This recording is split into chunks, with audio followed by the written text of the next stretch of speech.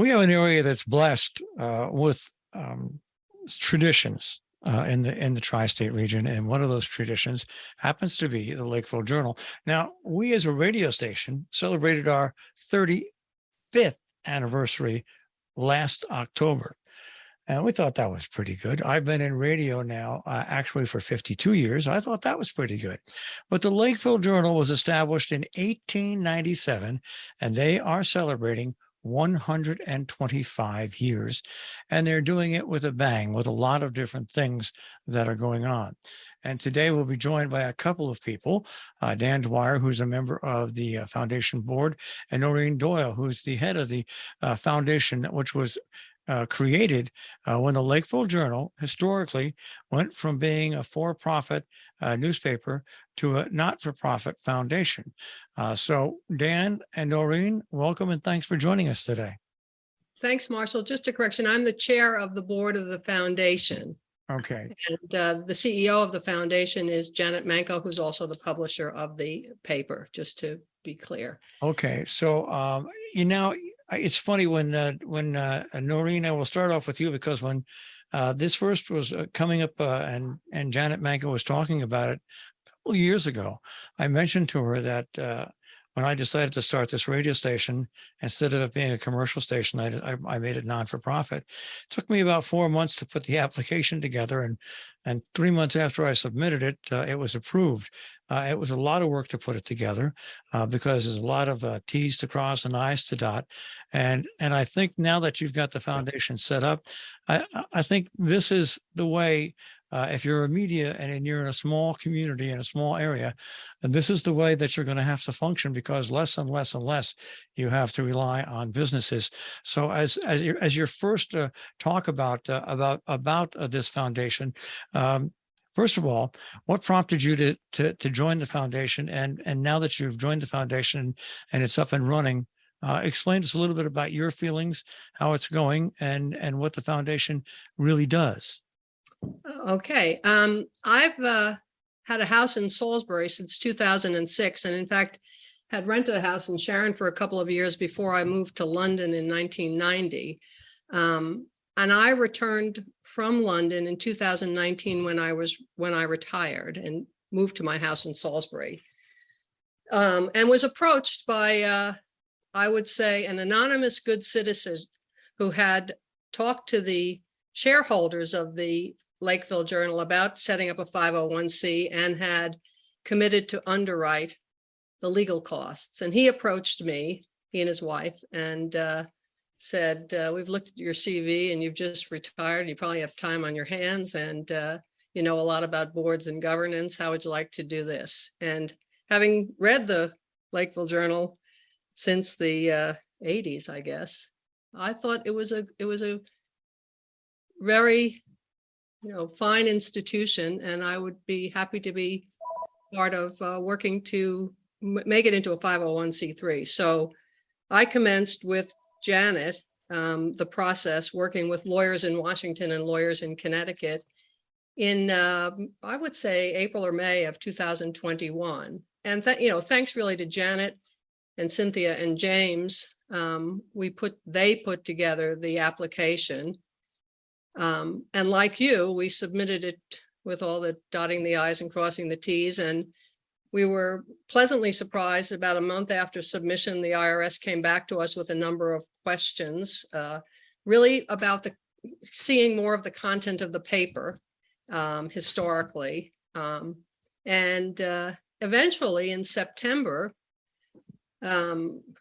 really more quickly than we expected, we had approval for the foundation as a 501c3 effective with its establishment date of June of 2021. And by September, we had organized a board of 10 members, members of the community, and Janet and I and our Angel, who was underwriting the legal fees, worked around the community to identify individuals who were willing to put in time and effort to support the foundation and its establishment, and who had real interest in seeing the paper continue in the community and serve the community for another 125 years. So we've got a 10-member board. And our function really is to provide strategic direction and financial support for the paper, leaving the editorial content to the newspaper folks. So we're in the process of, as you said, celebrating our 125 years. But in the future, the 501c3 will help us raise funds from individuals and foundations. This community has supported the paper. Marshall, as you know, advertising in newspapers used to be the revenue generator, and that has gone away in the last couple of decades. And the Lakeville Journal really has subsisted on asset sales. They sold their printing press, they sold their building, and they've used the cash from those asset sales to keep them afloat for the last decade. And then in 2019, made a general appeal to the public for funds to keep them going. And in 19 appeal and their 20 appeal, they raised over $100,000 each year from readers and citizens, most of it in checks of $500 and less. So there's clearly support for the continuation of this paper. And I think with charitable status, with foundation status, we can continue to raise funds to enhance the paper and to keep it going. It's interesting to hear you say that, because when I was going to start a radio station, the first thing that crossed my mind was, I didn't think about now. I didn't think about the current time. I thought about, how is this going to be financially viable 10 years from now? Because I just saw the business climate changing. And that's exactly why when I formed this and we set up our board, we set it up as a nonprofit, because we realized that we would need far more than the advertising revenue that, used to be here when I was in radio back in the early 80s here. The radio station would bring in, this is no lie, $500,000-$600,000 in commercials. Okay. That's not the way it is now. Well, Marshall, exactly the same thing. In the heyday of the paper, the Journal had over $1 million in ad sales in a year, and it's down to a few $100,000 now. Yeah, and so I think this was such a great idea, because the Lakeville Journal isn't just a paper. You used the word, and it's correct. It's an institution. It's like when you drive into Salisbury. If the White Hart weren't on that corner, you would miss it. If you went through Lakeville and the Interlaken or Hotchkiss wasn't there, they would be visibly missing from the community. It was like when the Sharon Playhouse was closed for a couple of those years. They're more than businesses. They are institutions. They are anchors that really move this place. And it's so glad that the Lakeville Journal has made it to 125, and now has the groundwork set to make it another 125. Well, thank you. That's really what we see, and we see that the form of the paper or the form of the journal may evolve, and it has evolved because we have a digital product. I think one of the first things we'd like to do is enhance that digital product, because we need to appeal to the younger readers as well as our existing subscribers. And I think with a digital product, an enhanced digital product, we can have more coverage and more immediate coverage of events. It's so important. We had actually a listener a year and a half ago. We set up our own website, call up and say, you really have to fix your website. So I just said to him, boy, we'd love to do it, but we just don't have the money. Well, I donated $10,000 to $15,000 so we could do it. Yeah. And that's the type of people we have around here, because I think people around here actually really want to support local media, because where would they be without the local voice? Exactly. And, the Journal has done a great job keeping the community informed of housing issues, environmental issues, cultural issues. And that's what a community needs to hold together. All right. So we talked about the foundation. Now, Dan, I don't know who cornered you into a corner. Me.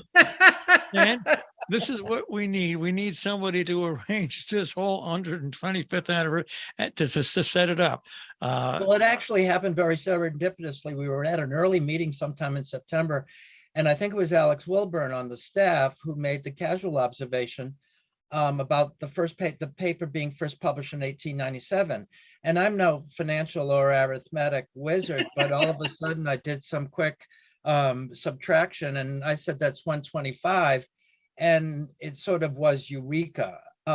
And born out of that moment, over the next couple of months, became this concept for an expanded schedule of events that stitches us into the public service nonprofit community, of which we are now fully a part, and at the same time recognizes the historic role that we've had for 125 years, makes the proclamation that we are here to stay, we are here to grow, and underscores the point that we are now one of the oldest weekly newspapers in New England that has survived through now 3 centuries.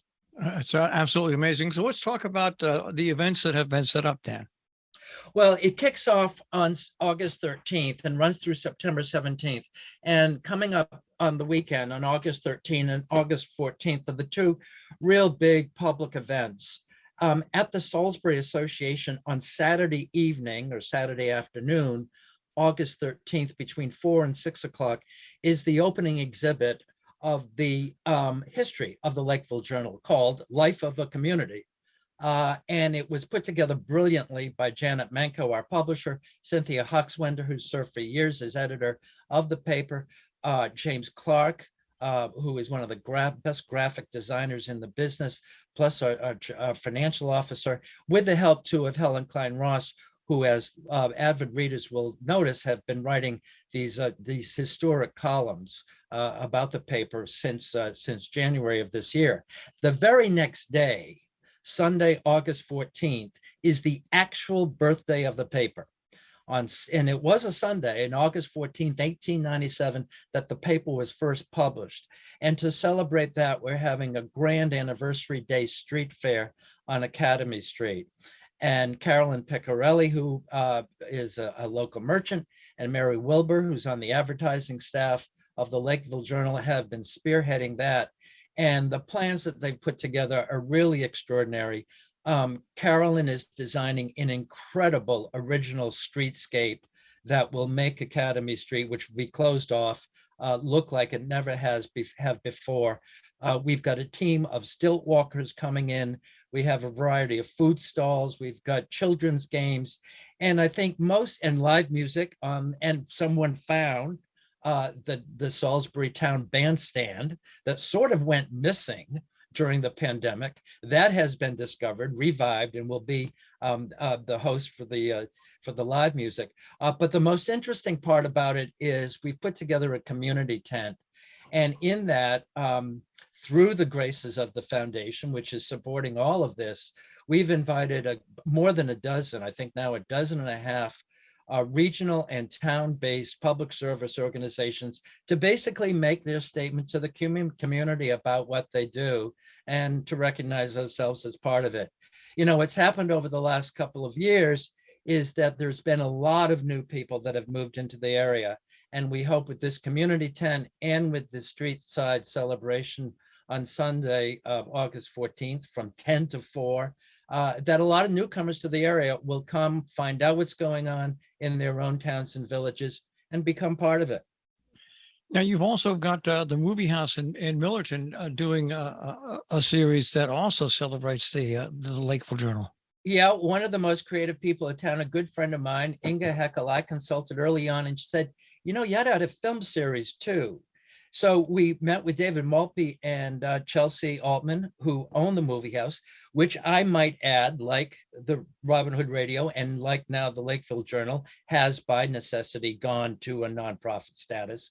And they were very gracious and turned their staff on to creating a film series.